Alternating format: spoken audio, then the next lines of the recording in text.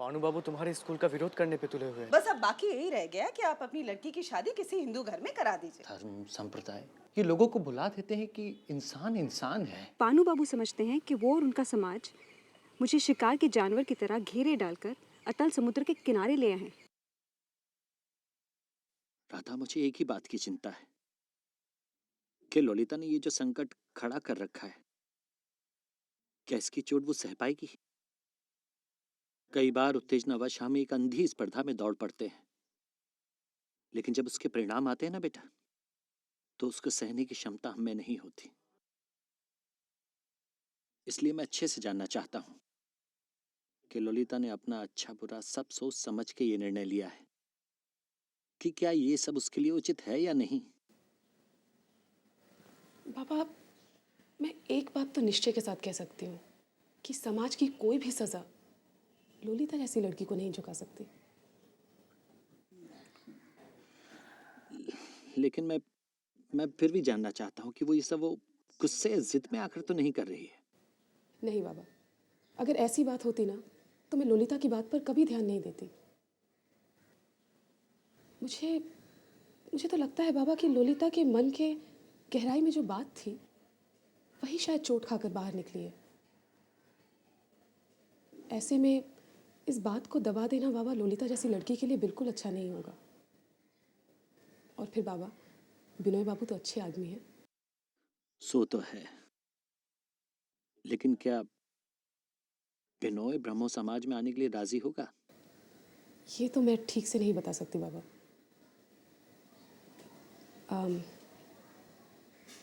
बाबा, मैं एक बार गौर मोहन बाबू की माँ से मिलाऊं? हाँ, ये अच्छा रहेगा राधा, ये अच्छा रहेगा।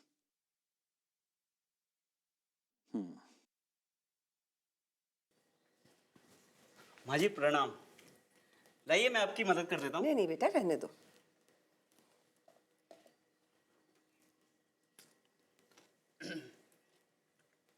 सुना है बिनोय बाबू के साथ परेश बाबू की लड़की ललिता का ब्याह तय हो गया।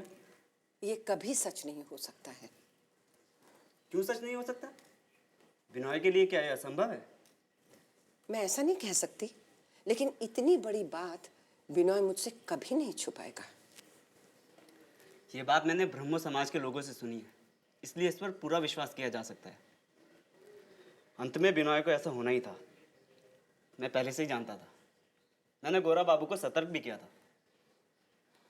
बेचारे गोरा बाबू, उनके प्रिय मित्र ने ही उनकी पीठ में छुरा घोंपा है। मोहिम दादा कहीं दिखाई नहीं दे रहे हैं, काफी दिन हो गए उनसे मिले हुए। जाओ देखो, अपने कमरे में होंगे।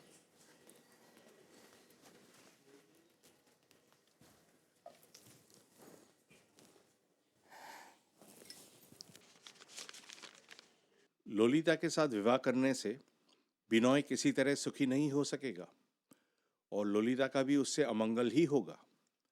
यह एक और बात सोच लें कि लोलिता के फेफड़े कमजोर हैं और डॉक्टरों ने टीबी की आशंका बताई है।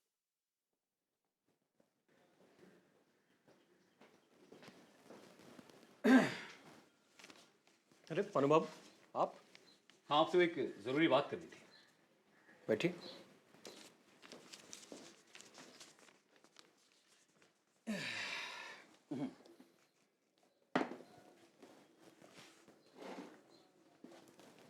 जी कहिए। विनय बाबू, आप हिंदू है ना?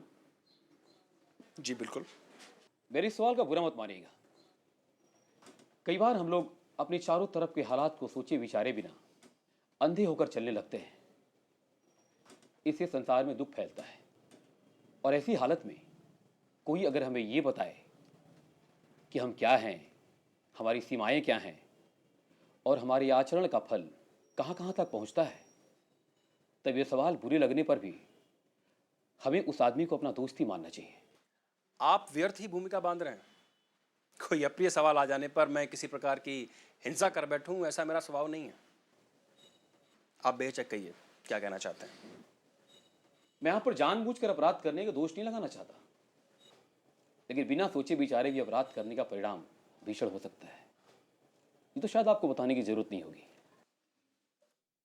जरूरत नहीं है तो फिर छोड़िए, कोई और बात करते हैं। देखिए, आप हिंदू समाज में हैं और आपका हिंदू समाज छोड़ना भी असंभव है, तो परेश बाबू के घर आपका इस कदर आना जाना, ये क्या उचित है? क्या इससे उनकी लड़कियों की समाज में बदनामी नहीं होगी? देखिए भानु बाबू, समाज के लोग किस बात को सुनकर कौन सी बात गढ़ लेते हैं, ये बहुत कुछ उनके अपने स्वभाव पर निर्भर करता है। इसकी सारी जिम्मेदारी मेरी नहीं है। और अगर आपके समाज में परेश बाबू और उनकी लड़कियों को लेकर कोई ऐसी वैसी बात हो रही है तो आपके समाज को लज्जित होना चाहिए, ना कि परेश बाबू और उनकी लड़कियों को। वाह, किसी कुंवारी लड़की को गैर मर्द के साथ अकेले स्टीमर में सफर करने दिया जाए और इसकी चर्चा करने का अधिकार समाज को नहीं है क्या? अगर एक घटना से ही आप अपराध तय कर दें तो फिर आपको हिंदू समाज छोड़कर ब्रह्म समाज में आने की क्या जरूरत थी? खैर पानु बाबू, ये सब बातें लेकर बहस करने की कोई जरूरत नहीं है। मेरा क्या कर्तव्य है ये मैं अच्छी तरह जानता हूं। इस मामले में आप मेरी कोई मदद नहीं कर सकते। आप लोग ये नहीं जानते कि आप लोगों ने उनका कितना बड़ा नुकसान किया है।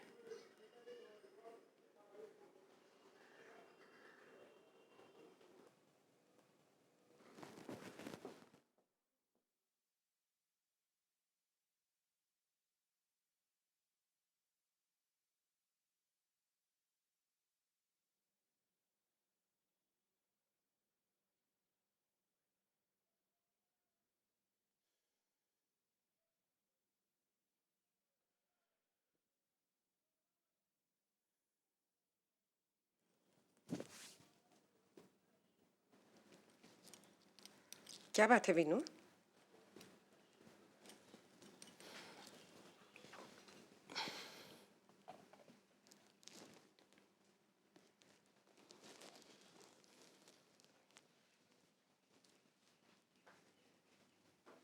क्या हुआ बेटा?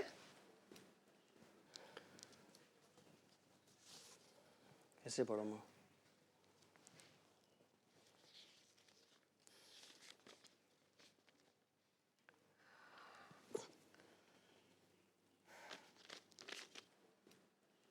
पानु बाबू आज मेरे यहाँ आए थे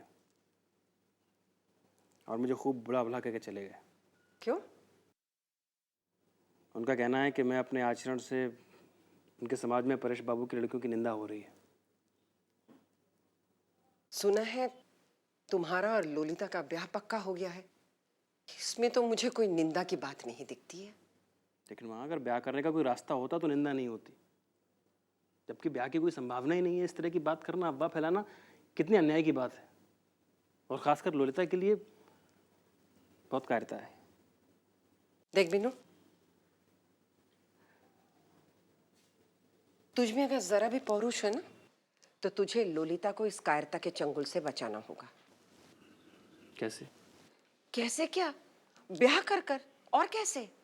माँ, तुम अपने बिनोय को न जाने क्या समझती हो। तुम सोचती हो कि एक मेरे यहाँ कह देने से दुनिया में किसी के पास कहने के लिए कुछ नहीं बचेगा, जैसे सब मेरे एक इशारे की प्रतीक्षा कर रहे हैं। देख, तेरी ऐसे फिजूल की बातें सोचना मैं जरूरी नहीं समझती हूँ। कम से कम तुझे जो करना है वो तो तू कर सकता है ना। ब्याह के लिए हाँ तो कह सकता है। लेकिन माँ, ऐसी बेमतलब की बात कहने से क्या लोलिता का और ज्यादा अपमान नहीं होगा? बिनू, तू इसे बेमतलब की बात क्यों कह रहा है बेटा? अगर तुम दोनों के ब्याह की चर्चा उठी है, इसका मतलब यही हुआ ना कि तुम दोनों का ब्याह उचित है। तू इस मामले में संकोच मत कर बेटा। और माँ, गोरा की बात भी तो सोचनी होगी। नहीं बेटा, इसमें गोरा की बात सोचने की कोई जरूरत नहीं है। मैं जानती हूँ वो नाराज होगा, जो मैं नहीं चाहती हूँ। लेकिन बेटा तू करेगा क्या? देख बिनू, अगर तेरे मन में ललिता के प्रति जरा भी श्रद्धा है तो क्या तू चाहेगा कि वो जिंदगी भर ऐसे अपमानित होती रहे? माँ, तुम्हें जितना देखता हूँ मेरा आश्चर्य बढ़ता ही जाता है। तुम्हारा मन इतना साफ कैसे हो गया है? क्या तुम्हें जमीन पर चलने की जरूरत नहीं पड़ती? ईश्वर ने तुम्हें पंख दे दिए हैं क्या? तुम्हारे लिए तो कभी कोई बाधा ही नहीं होती है। ईश्वर ने मेरे लिए कोई रोक टोक नहीं रखी है, सब कुछ साफ कर दिया। समझा? माँ, मैं मुंह से चाहे जो कुछ भी कहूँ, लेकिन मेरा मन अटकता है। इतना सब समझ बूझ के, पढ़ाई लिखाई करके, तर्क करके ऐसा लगता है कि मेरा मन मूर्ख ही है। बीनू, बीनू,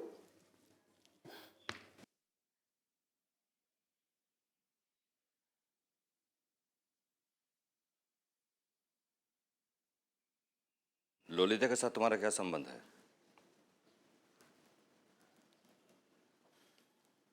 क्या तुम ब्राह्मो समाज में दीक्षा ले रहे हो?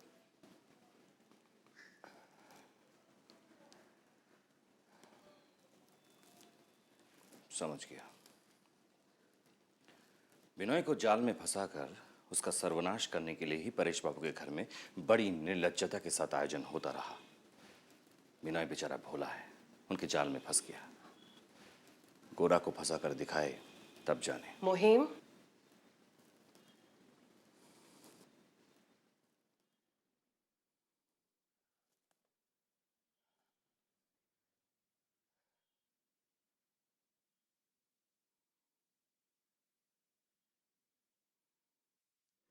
माँ, तब क्या मुझे ब्रह्मो समाज में दीक्षा लेनी होगी?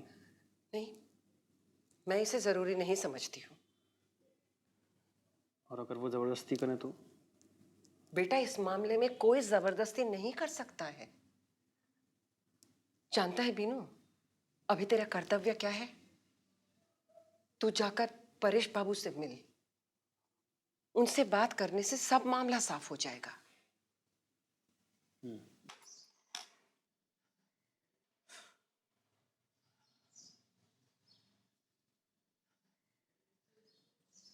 सुचरिता, माँ आप? खुश रहो बेटी। मैं आपके पास आने के लिए तैयार हो रही थी। बेटी, तुम तैयार हो रही थी ये मुझे पता नहीं था, पर जिस कारण तैयार हो रही थी वो खबर मिलते ही मुझसे रहा नहीं गया। बेटा, मैं तुम्हारे पास आ गई। आइए आइए, बैठे। देखो बेटी, बिनोय को मैं अपने बेटे जैसा मानती हूँ। जब मैं तुम लोग को जानती भी नहीं थी, तब उसी बिनोय के नाते मैं मन से तुम लोगों को अनेक अनेक आशीर्वाद देती थी। तुम्हारे साथ कोई अन्याय हो, इसे मैं कैसे सह सकती हूँ? देखो बेटी, मेरे से तुम लोग का कोई उपकार हो या ना हो, मेरा मन बहुत बेचैन है। एक बात बताओ, मेरी बीनू की तरफ से कोई अन्याय तो नहीं हुआ ना? नहीं माँ, देखो, जिस बात को लेकर इतना बड़ा आंदोलन हो रहा है ना, उसके लिए केवल ललिता ही जिम्मेदार है।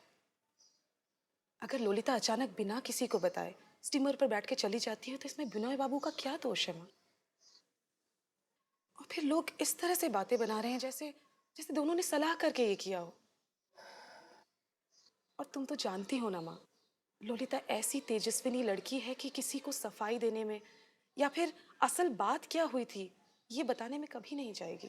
पर बेटी, कोई ना कोई उपाय तो निकालना ही पड़ेगा ना।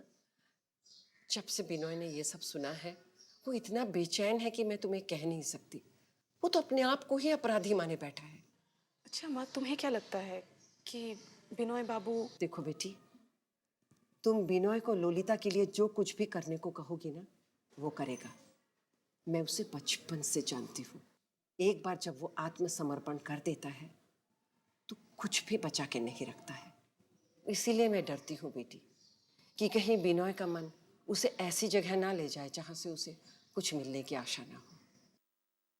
नहीं माँ, देखो, तुम ललिता के सम्मति की बिल्कुल चिंता मत करो। मैं उसका मन जानती हूँ ना। पर माँ, क्या बिनोय बाबू अपना समाज छोड़कर इस शादी के लिए राजी होंगे?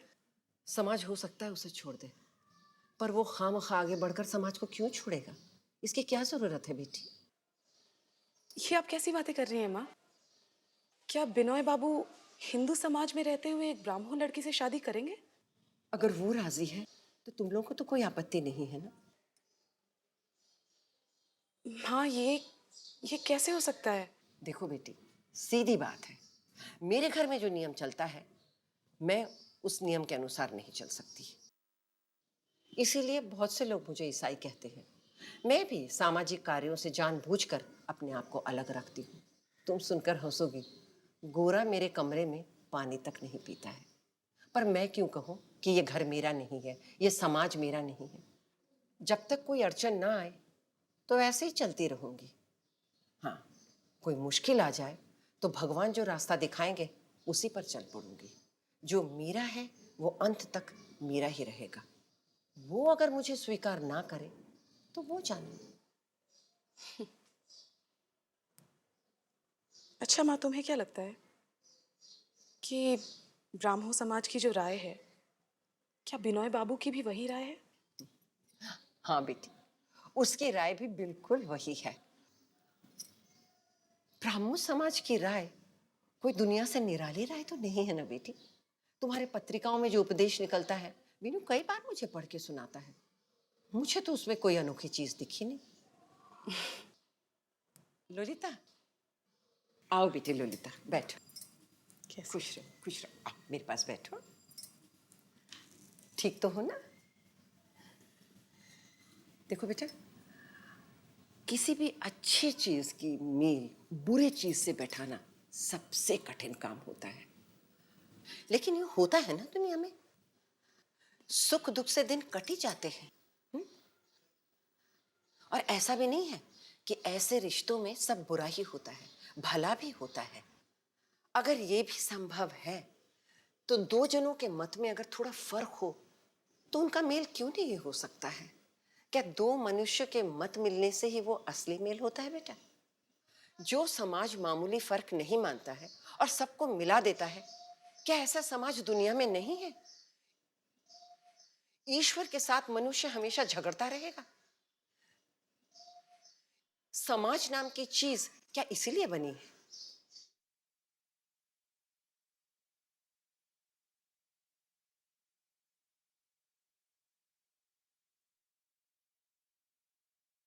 मेरा मन समाज के संस्कार काट सका वो तो केवल गोरा के कारण। तब क्या सुचरिता का मन गोरा की तरफ आकृष्ट नहीं है? अगर होता तो उसके लिए इतनी छोटी बात इतनी बड़ी नहीं होती।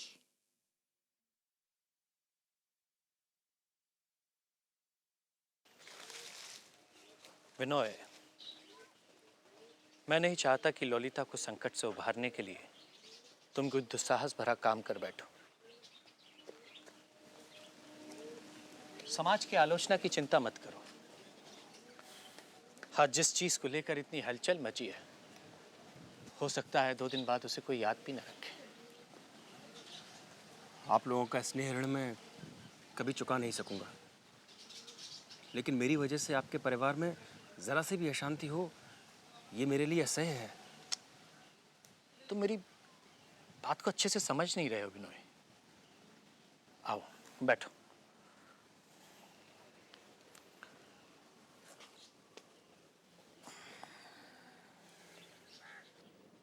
तुम्हारी हमारे परिवार के प्रति जो श्रद्धा है वो मेरे लिए बड़ी खुशी की बात है। लेकिन उस श्रद्धा का कर्तव्य निभाने के लिए तुम जो मेरी बेटी से विवाह कर रहे हो वो मेरी बेटी के लिए श्रद्धा का विषय नहीं है। मैं दोबारा कहता हूं, ये इतना बड़ा संकट नहीं है विनोय। तुम्हें इतना बड़ा त्याग करने की जरूरत नहीं है। देखिए परेश बाबू, आप ये ना सोचिए कि मैं किसी कर्तव्य पालन के लिए ये विवाह करने जा रहा हूँ। आप लोगों की सम्मति मेरे लिए बड़े सौभाग्य की बात है। मुझे डर सिर्फ इस बात का है कि कहीं ललिता। नहीं, तुम्हें डरने की कोई जरूरत नहीं है। सुचरिता ने मुझे बताया है ललिता तुम्हारे प्रति आकृष्ट है।